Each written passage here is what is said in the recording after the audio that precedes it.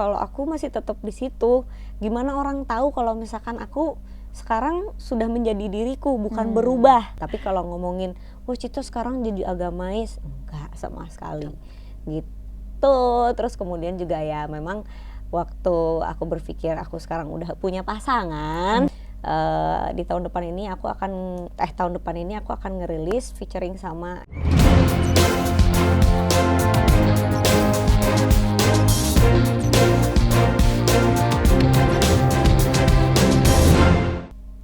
Hai, kembali lagi di Voy Talk, mari bicara bersama Voy. Kali ini saya kedatangan tamu spesial, yaitu Cita Citata. Hai Kak, apa kabar? Kabar baik. Gimana Kak Cita? Alhamdulillah baik. Manggilnya Cita Citata atau gimana nih? Bebas sebetulnya. Karena nama Cita itu brand. Jadi terlepas orang mau manggil Cita Citata, mau manggil Cita-citaku, mau manggil apapun itu, ya tetap Cita, Cita-citata lah yang punya gitu. Citata yang punya. Ini brand yang dibuat baru. Oh, oke, menarik. Nah, gimana nih? Tapi sebelum kita ngomong soal kesibukannya Kak Cita, kayaknya datang dikawal deh Kak. Waduh, dikawal. Kalau dikawal sebetulnya dari awal karir dikawal. Ada roadman, manajer, ada asisten. Kali ini harus spesial kan tapi perempuan juga kan. Betul. Tapi kali ini spesial ya. Oke, Kak Cita, gimana sih kita yang tahu soal nama Cita Citata ini sangat melekat dengan dangdut. Nah, kenapa Kak Cita akhirnya meninggalkan dangdut? Banyak sekali pertimbangan yang memang betul-betul sudah kulaluin selama 7 tahun di industri dangdut. Karena sebelumnya sebetulnya Cita penyanyi jazz dan pop, terus kemudian diajaklah ke Jakarta. Terus kebetulan bertemu dengan manajer yang di dangdut gitu. Coba deh dulu gitu. Tapi pas dicoba, aduh ini bukan passionku banget gitu. Tapi kok meledak. 3 lagu. Tapi kok sampai 6 lagu. Oh, 6 lagu total. Sampai 6 lagu total 1 album gitu. Tapi ya memang sudah suratan takdir. Terus juga udah jalannya. Mungkin ini adalah stepping stone aku untuk melangkah gimana nih bentuk kedewasaan aku selanjutnya gitu. Nah, terlepas dari semua itu, aku mengalami hal-hal yang agak sedikit mengganjal. Di antaranya adalah industri musik dangdut memang agak keras gitu. Sebetulnya bukan hanya di dangdut aja, mau di pop, mau itu dimanapun, ya pekerjaan pasti ada kerasnya lah gitu. Cuma memang saat itu transparansi agak kurang. Menarik. Berarti kan dari selepas di dunia dangdut ini Kak Cita akhirnya kan belajar bagaimana industri musik di Indonesia bergerak gitu. Iya, betul. Apa yang kira-kiranya dari Kak Cita ini tangkap, atau mungkin kan setelah saya dengar kemarin Kak Cita sempat membuka label sendiri, ya kan, Chorus. Chorus ya. Dari situ berarti kan Kak Cita banyak belajar, mungkin bisa di-sharing ke teman-teman juga. Iya, jadi pada saat aku memikirkan bahwa ini kayaknya udah selesai, aku kapok di label. Bahasanya ya udah kapok ya. Aku kapok di label karena aku nggak tahu dan aku buta bagaimana persentase dapat ke kitanya, hak royalti, terus kemudian juga hak-hak terkait juga gitu harus didistribusikan ke kita gitu. Nah, akhirnya aku nggak ngerti, aku pengen ngerti, belajarlah aku membuat label kecil-kecilan. Diantaranya anak-anak artis-artis talent-talent yang aku bina itu memang biasanya orang yang baru di karir dan sudah berkarir lama tapi memang bingung how to-nya gitu. Jadi biasanya aku kebanyakan aku membina kayak ngasih tahu untuk lebih ke edukasi aja sih. Nih kalau mau jadi penyanyi itu ketika masuk ke dunia industri jangan dilihat gimana caranya untuk tetap eksis, membuat lagu dan membuat karya, tapi harus tahu bisnis musiknya kayak apa dulu. Terus kemudian normalnya berapa persentasi royalti yang didapatkan untuk penyanyi. Bukan hanya pencipta lagu, terus kemudian produser pastilah mendapatkan keuntungan. Tapi si artis juga banyak nih sektornya. Bukan hanya nyanyi off air dan on air, tapi juga ada royalti, hak terkait, performing rights, itu banyak banget. Nah kalau bisa aku tuturkan sekarang ini banyak nih haknya. Kita jadi kuliah industri musik. Banyak nih ya, mungkin ada teman-teman di luar sana di daerah yang mungkin bakatnya luar biasa tapi bingung ketika masuk ke Jakarta, takut dibohong-bohongin atau takut ternyata bermain di kontrak itu sudah biasa gitu. Jadi aku akan kasih mungkin di VOI ini dari royalti penyanyi itu standarnya tuh 9%. Oh, ada 9%. standarnya, 9%. 9% itu sama seperti pencipta lagu. Oke. Gitu. Biasanya Terus, ada apa lagi? Ya, terus kemudian ada hak performing rights. Nah, performing rights ini memang belum jelas pembagiannya seperti apa. Atau Gitu. mungkin tergantung? Karena ini tergantung dari LMKN yang di atas sana gitu. Tapi itu punya hak langsung. Jadi nggak melewati dari label, nggak melewati, itu punya sendiri langsung dari LMK. Jadi gimana caranya ke LMK kita daftar, kita daftar nama kita sendiri, rekening sendiri. Jadi nanti LMK-nya transfer langsung ke kita, gitu. Jadi selain menyanyi off air, kita dapat tabungan di setiap 6 bulan dan bisa jadi setahun sekali ada. Harusnya seperti itu ya. Harusnya memang seperti itu. Menarik nih memang nih, bukan hanya soal latar belakang dari akhirnya pindah dari dangdut kemudian meninggalkan, tapi memang Cita ini belajar bagaimana industri musik di Indonesia bekerja gitu Iya, kan, betul. berprosesnya seperti apa. Nah tapi sebetulnya ini Kak Cita ini salah jalur atau salah jalan? Ngomongin salah, nanti aku takut dibilang kacang lupa kulitnya. Karena yang membesarkan nama Cita Citata ini ya memang dangdut gitu. Tapi kalau ngomongin salah di hatiku, memang salah jalur. Kalau gitu. ngomongin idealis ya. Kalau ngomongin idealis ya, semua orang mungkin punya prinsip masing-masing. Nah, idealisme aku nih ya egoku lah ya. Aku sebenarnya ya nggak passion di dangdut dan nggak ngerti. Jadi saat itu aku cuma talent yang dikasih lagu, nyanyi, perform, udah gini semua udah disiapin. Akhirnya jadi ketergantungan dengan template yang sudah disediakan. Betul sekali. Tapi itu juga industri dan masyarakat seneng akan itu, dan mereka nggak tahu sebenarnya sisi lain dari si Cita ini bagaimana. Gitu. Taunya cuma nyanyi terkenal gitu ya, terkenal gitu kan. Terus kemudian media datang, terus ada silih berganti sensasi yang dibuat oleh industri sendiri gitu. Jadi aku ngikutin aja saat itu gitu. Tapi pada saat aku rasa ini kayaknya aku udah waktunya untuk step selanjutnya. Step selanjutnya bukan aku pengen lebih eksis lagi, tapi aku gimana caranya aku tetap bisa berkarya. terjun di karyanya langsung gitu. Nah, di dunia pop ini aku bisa terjun di karyanya langsung sampai aku bisa memikirkan bahwa kayaknya instrumen ini cocok untuk di sebelah sini. Terus kemudian pembuatan lirik. Pembuatan lirik juga, tema lirik terlibat juga.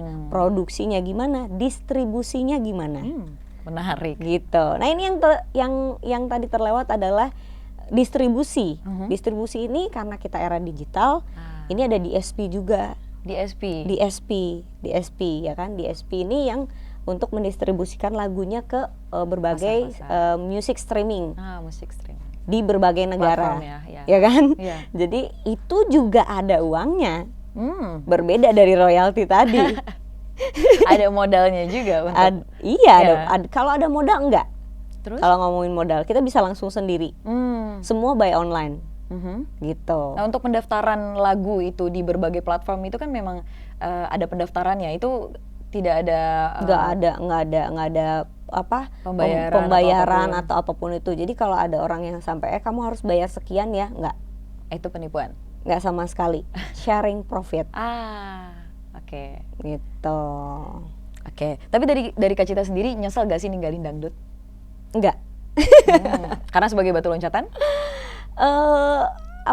Setiap orang kan punya perjalanannya masing-masing. Terus kemudian di tengah-tengah perjalanan itu kan ada untuk mengambil suatu keputusan itu perlu pemikiran yang matang banget gitu. Jadi ketika aku ngerasa aku berpindah karena itu passionku, aku nggak ngerasa sedih, aku nggak ngerasa nyesel gitu. Apalagi ya memang sih yang nyesel itu sebenarnya orang-orang. gemes gitu. Kenapa Cita nggak ambil kerjaan sih off air? Padahal harganya udah sekian misalkan gitu. Kenapa sih sayang banget namanya udah gede banget? Kenapa nggak ambil aja gitu dunia dangdut gini. Ya semua orang pasti beda jalan beda orang gitu loh. Jalan. Oke, tapi emang kalau misalkan dibilang sayang enggak gitu kan, cuma emang ya ini Cita yang sekarang. Iya gitu. Mau lebih dibilang idealis juga enggak, tapi mau lebih terlibat dalam karyanya. Iya gitu. betul. Oke. Nah, seperti ungkapan orang bijak nih, akhirnya Teh Cita menemukan jalan kembali. Seperti apa pergulatannya? Waduh.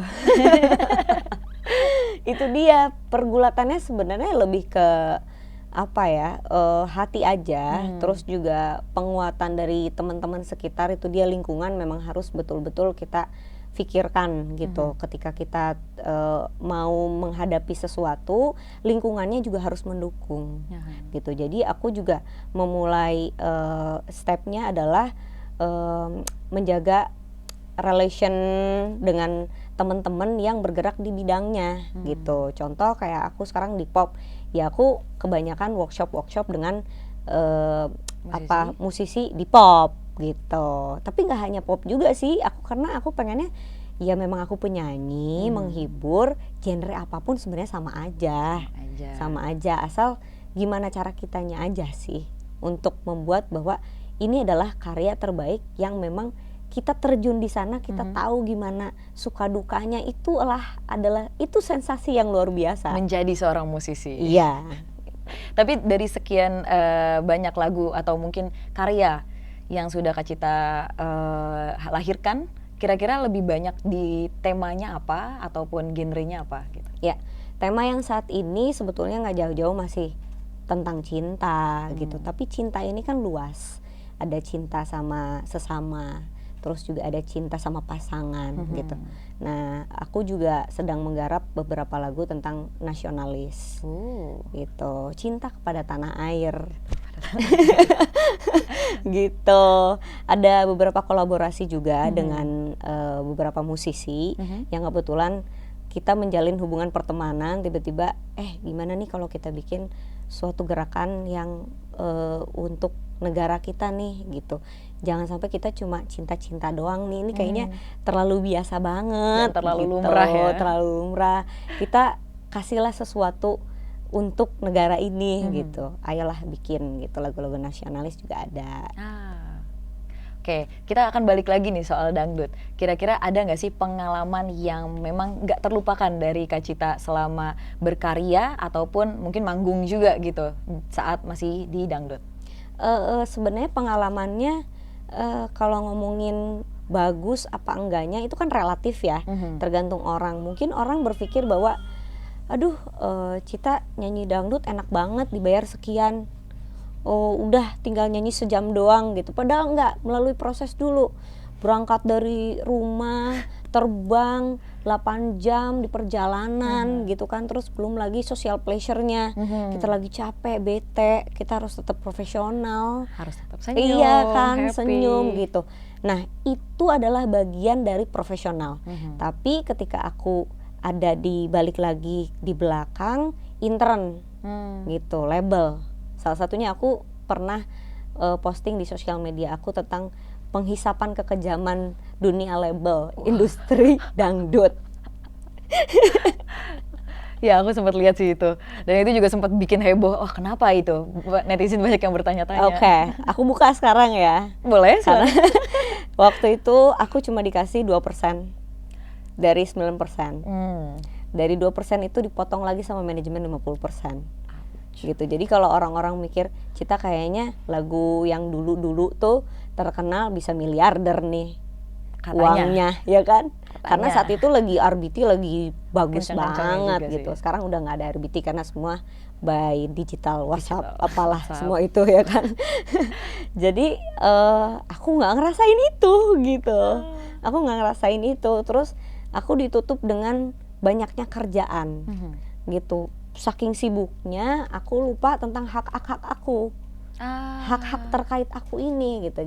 Lalu muncullah aku, ya udahlah mungkin ini udah takdirnya stepping stone aku dari label ini, tapi aku nggak mau masuk ke lubang yang sama, aku buatlah label kecil-kecilan gitu. Niatnya sebenarnya bantuin aja teman-teman penyanyi dangdut yang ingin berkarya, tapi juga ya mendapatkan transparansi itu yang dulu aku tidak dapatkan.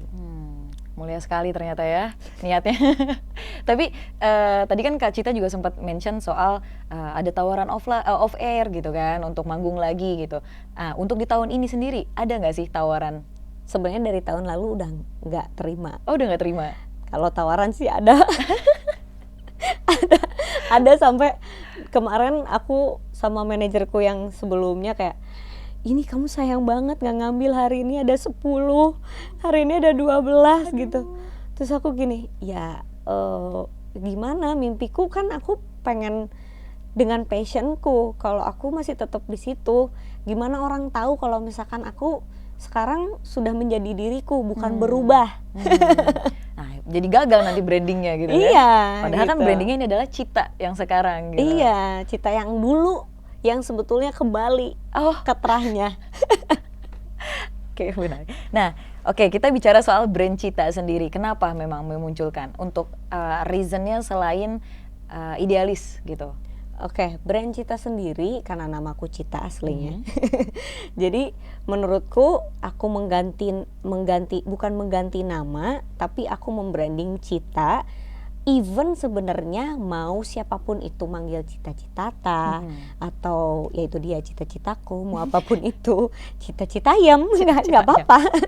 Karena tapi tetap itu adalah Cita gitu. Mau aku bikin kopi, bikin Brand susu, bikin apa, brand namanya Cita, ya milik Cita-Citata gitu. Tapi orang tahu memang Cita yang sekarang ini adalah ya Cita yang apa adanya gitu. Nah, Cita yang apa adanya. Nah, dari Cita yang apa adanya ini sekarang yang lagi dikerjain apa nih Kak? Iya, sekarang produksi musik lagi coba dikumpulin.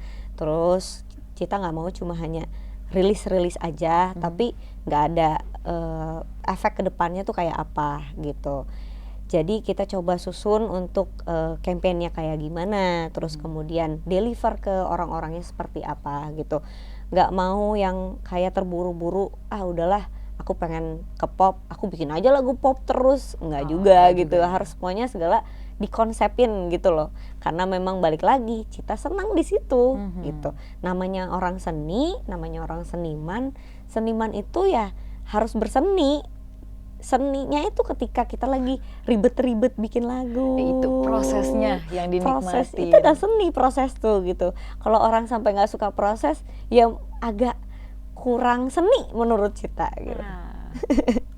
Berarti selain merilis single gitu kan. Nah, aku juga sempat dapat bocoran nih ngelihat dari YouTube-nya. Jangan lupa ya subscribe nih ke YouTube Cita-Citata. Banyak terima kasih. banyak cover-cover lagu juga gitu kan di situ. Iya. Nah, berarti ada bocoran sedikit nggak sih nih untuk penonton kira-kira single yang akan dirilis tahun ini atau mungkin dalam waktu dekat? Oke.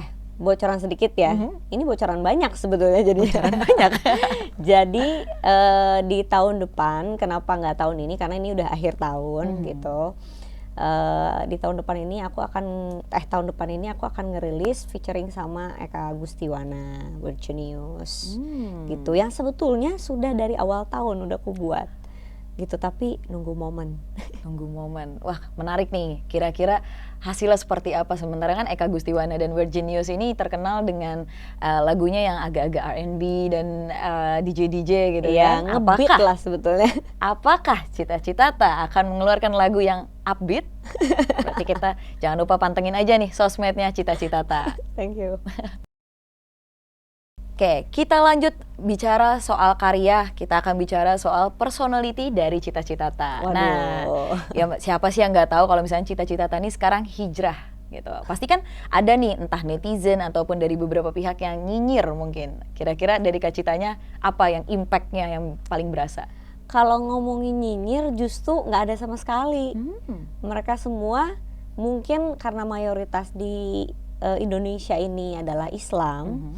Jadi mereka senang ketika aku berkerudung. Tapi kalau ngomongin hijrah, sepertinya belum pantas aku dibilang hijrah gitu. Karena Aku ngerasa kerudung ini adalah untuk sopan aja gitu, tidak serta-merta aku jadi sosok yang sangat agamais gitu. Aku pengennya ya terlihat lebih sopan lah Dan menjalankan gitu. salah satu Dan menjalankan ajaran. salah satu kewajiban sebagai wanita Seorang muslim gitu. Tapi kalau ngomongin, oh Cito sekarang jadi agamais, enggak sama sekali gitu.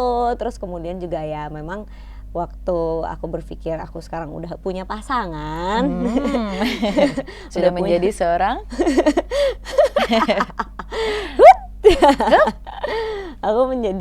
aku punya pasangan, jadi aku lebih berpikir bahwa ini bentuk kedewasaan aja sih. Oke. Nah, kita bicara soal beberapa sosok-sosok artis yang memang selain mereka selepas dari berkarya gitu kan, ataupun selain musisi ataupun mereka acting gitu, banyak sosok-sosok artis yang nyalek. Apakah dari Kak Cita sendiri gitu? Oh, saya tahu nih industri musik gitu, produksi dan segala macam distribusi. Berarti kan memang tahu soal manajemen something gitu. Apakah dari Kak Cita sendiri berpikiran nyalek kali ya? Ini kayaknya sering lihat Instagram aku ya. Pasti yang dong. Isinya politik Pasti dong. semua. Nah. Sebenarnya itu bukan politik. Ini adalah suara rakyat. Aku berpikir bahwa aku melihat Instagramku kadang-kadang gini. Ada orang yang bertanya, Cita, gimana sih rasanya punya 16 sekian juta follower gitu kan? Aku ngerasa biasa aja sih gitu. Kenapa aku ngerasa biasa? Karena aku belum bisa menyuarakan apa yang harus disuarakan oleh rakyat kita. Sebagai public figure Sebagai tentunya. public figure itu apa? Ya publik yang menjadi figur gitu ya. Apa nih yang bisa aku lakuin gitu? Kalau cuma hanya terima endorse, misalkan gitu, atau hanya foto-foto aja, cantik foto Kegiatannya dengan background apa? bagus, terus kegiatannya apa? Itu kayaknya kurang impact menurut aku, dan kurang apa ya? Aku kurang merasa puas gitu, karena aku ingin menjadi apa ya, bahasaku ingin menjadi suatu jadi orang yang bisa menyuarakan apa yang harus disuarakan gitu. Sayang banget 16 juta followers itu yang katanya banyak. Kenapa tidak dimaksimalkan dengan cara aku bisa menjadi perwakilan mereka gitu. Tapi kalau ngomongin aku mau ke politik, belum sih kayaknya. Belum ya? Belum, aku belum ada terfikirkan kayak gitu. Ya, hanya berusaha untuk menjadi figur yang memang memberikan impact juga lebih ke sosial masyarakat yang lebih luas gitu ya. Betul sekali gitu. Oke, menarik. Nah, kira-kira ada nggak sih sosok yang membimbing Kak Cita sendiri? Yang pasti ada. Siapa yang tuh? pasti ada. Salah satunya pasangan, terus kemudian orang-orang sekitar gitu. Aku juga banyak discuss, terus juga bergaul dengan orang-orang yang menganalisa tentang geopolitik, terus juga bagaimana politik di Indonesia ini terjadi. Bukan hanya Indonesia, kadang kita juga berpikir ini di luar kayak gini, kita coba di Indonesia nih seperti apa gitu. Jadi hari-hariku tuh banyaknya tuh discuss, sebetulnya discuss tentang buku. Jadi aku banyak baca buku juga gitu, kebetulan suka buku. Jadi hal menarik yang buat aku kayak, ini kayaknya aku lebih berguna nih daripada patung. Daripada cuma nampang 16 juta followers gitu maksudnya ya? Kalau misalkan aku bisa membuat ini lebih bermanfaat lagi, kenapa enggak gitu. Baik, menarik. Berarti kan emang jadi ini Kak Cita bukan sosok seorang musisi yang retire dari dangdut kemudian pindah ke pop, tapi beliau juga jadi sosok figur yang bisa apa yang Kak Cita dapat gitu dari mulai geopolitik dan isu-isu yang terkini di sosial sedang terjadi bisa di-share juga ke masyarakat, terutama 16 juta followers katanya. Nah ini nih kadang suka netizen yang pikirannya negatif. Apa tuh? Karena justru aku sebenarnya membela mereka.